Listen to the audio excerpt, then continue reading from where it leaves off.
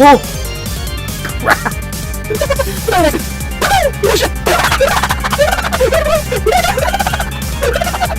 No, I've never missed that short. I've only done...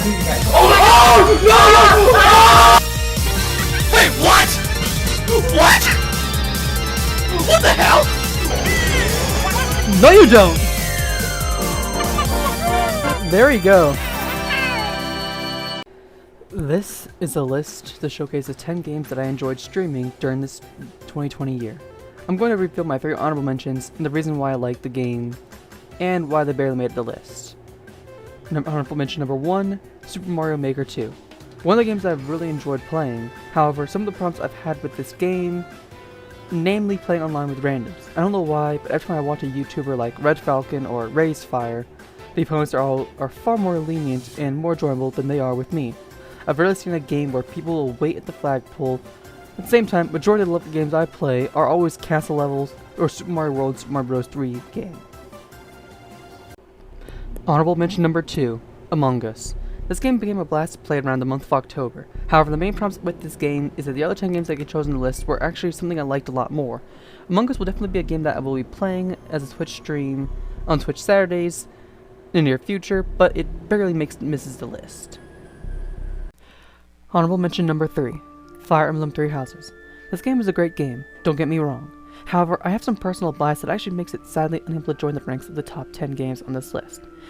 Many of the reasons why my opinion on Three Houses is enough to make me have a very different opinion than most of my friends, and many others who actually I talk about Fire Emblem Three Houses with.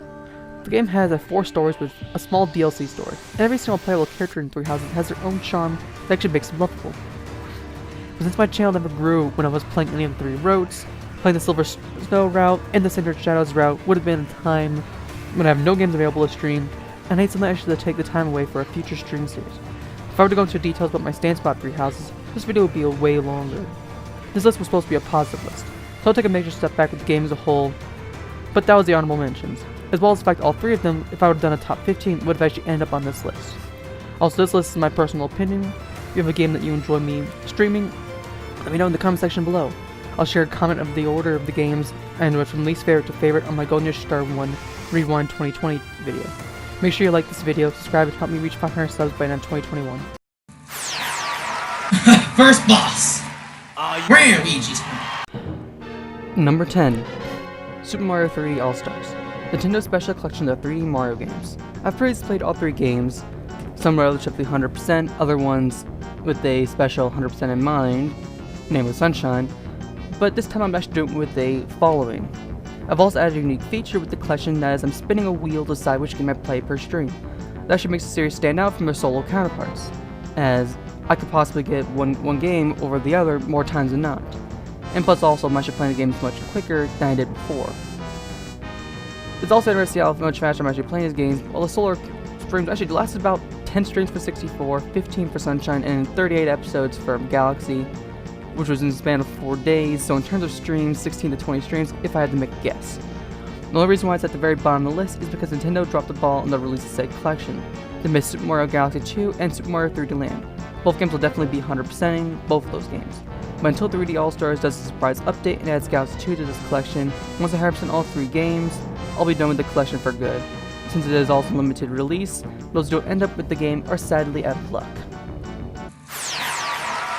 First boss! Rare Luigis. Number 9. Paper Mario 64. The first Paper Mario game of the 6 currently out. And this game was a major enjoyment for me, especially since I've never beaten Paper Mario 64 before I streamed it. The characters were memorable, the bosses were a great challenge, and this game was something I took pride in the fact that I was finally able to beat it. With all the struggle I had with this game so long ago, beating it and having far more knowledge of the game made it a success in my book. The only problems I have with this game are that the story is pretty simple, but that is okay in my book. There are also some of the enemies that I fought that got destroyed by the use of a single badge and made the game extremely easy. The Little Oink Farm was interesting to say the very least, and the fun coin minigames where you can grind for money was a lot of fun. However, the other Paper Mario game I played this year just managed to have a little more of an enjoyment compared to this game. So glad I managed to get rated and got 10 plus likes on a Paper Mario stream. That was really nice. First boss! Rare Luigis. Number 8. Super Mario RPG. the most iconic and classic of a Mario RPG game, starring a cast of great characters: Gino, Mallow, Smithy, the Axum Rangers, Captain Johnny, and even Wario, Booster. Combat is very simple and has a very fun charm to it. It is a shame that nothing comes of this game after you beat it. Once you beat this game, there isn't much else to do besides attempting the cool secret boss fight. Other than that, this game is amazing to play, and even watch someone play it. Funny enough, this is actually the only game on this list where I actually asked my dad to buy this game for the Virtual Console on the Wii many years ago. I wish Nintendo actually would make an HD remake of this game. As much as I love this game, there are 7 other games that actually beat this game. I have to give one criticism, is that enough of these characters never gain much of a return in later games. Also, Sakurai screwed up the Geno Mii costume by not adding the Lost Forest maze, so I'm gonna dock it down because of that alone. First boss. Rare Luigi's. Number 7, Mario & Luigi Superstar Saga DX, the first of many Mario & Luigi games that I plan on playing in the near future. Starting with the remake of the classic GBA game, this remake fixes all the mistakes that the original game had. Also, with how my viewers decided my stats would get upgraded each level, it made it more interesting. The story is very simple, and the characters are very colorful. The gameplay is very easy to get used to, and the game has a nice difficulty curve. Also, that actually made the late game very hard for me by actually stopping battling enemies, and my teams being very lower level. I will say that the late game was very hard for me, but it was definitely a fun little challenge. My other gripes compared to the later Mario & Luigi games, many of the boss themes are fun but not as memorable for me as the later games. For example, the worst theme in Superstar Saga was Boletta's theme for me. The reason why I found that the worst theme as the main villain was that it was very lacking compared to how the later games made the themes of the unique villains stand out. As also mentioned when we get to Bowser's Inside Story, there's going to be a lot of things to talk about when I get to that game. For now, the Mario & Luigi game that I wasn't able to play before, until I finally got to read this capture card, was this one. And I'm glad I was able to finally play it. First boss. Rare Luigi's. Number 6, A Hat in Time, a 3D platformer game that released a few years back, and oh boy is this game a blast to play. Voice acting is glorious, the gameplay is perfect, however I do have a few gripes about certain missions, namely the Rocket Mafia mission. 40 time pieces are needed to 100% the game, excluding the DLC. The soundtrack is amazing, the boss fights are a blast to play. Some of my favorite levels are in fact the second and third chapters. A Hat in Time is pretty short, but it's definitely worth a playthrough for anyone willing to go for a fun 3D platformer. First boss. Rare Luigi's. Number 5, Five Nights at Wario's Quintuplet series. This is actually the only spot on the list where I share multiple games. If I had to choose each game separately, it would have fit on each of the last 5 slots because all 5 of these games were amazing in their own right. YouTube and game developer www.Wario has made a masterpiece of a series that is only rivaled by the likes of other very popular fan games. I won't explain the lore, but watch www.Wario's video on the Five Nights at Wario's lore. I will link the remade version once he does it since he is working on a new Five Nights at Wario's game. If I had to give an order of the ratings of each game, here's my order from worst to best. 5.5, Five Nights at Wario's 4. Honestly, this is actually the worst of the 5 Nights at Wario's games. Many of the ways I die are because of some unfair BS that happens, or that basically 4 of the 6 characters can randomly spawn out of nowhere, and screw me in the end. 620 Week 1 was a nightmare, and the boss fight you get after beating all 5 Five Nights at Wario's games is a struggle in itself, and another reason why it's actually the lowest of the 5 games. 5.4, Five Nights at Wario's 2. The worst thing about this game was the gimmick of the lightning. That was probably the only thing I disliked about said game. This was definitely the worst part of said game, however the game mixed it up with its own classic mode basing around Five Nights at Wario's 1's gameplay. But even then, that mode is a challenge. 620 classic mode was a struggle to beat in itself. 5.3, Five Nights at Wario's Origins. The only prequel of Five Nights at Wario's game, and the Origins was definitely an experience to deal with. 2 different modes with 2 very different gameplays. 1988 mode had you running around in the dark with a flashlight while avoiding Wario and his friends with an invisibility mushroom. Then we have 2018 mode, where the game becomes a case of cat and mouse, where you with the mouse trying to avoid the cats, which are the various variations of the squad. Both ultimate challenges for each game are a challenge in itself, and the game does end off with a Five Nights at Wario's 1 style clash against Brutal Gate, the one who started all this madness. 5.2, Five Nights at Wario's 1. People who know me know that I'm a fan of easy games. Since this was actually the only game where I never died, unless it was on purpose, I'm gonna have to go have a bit of personal bias with this game. This is actually the game where I started off the series, and to add on was the only Five Nights at Wario's game that I had never actually played before the 3.0 update, and I had watched other YouTubers play said game. First, I felt that the game could have been a little more challenging had Mario been given a second gimmick.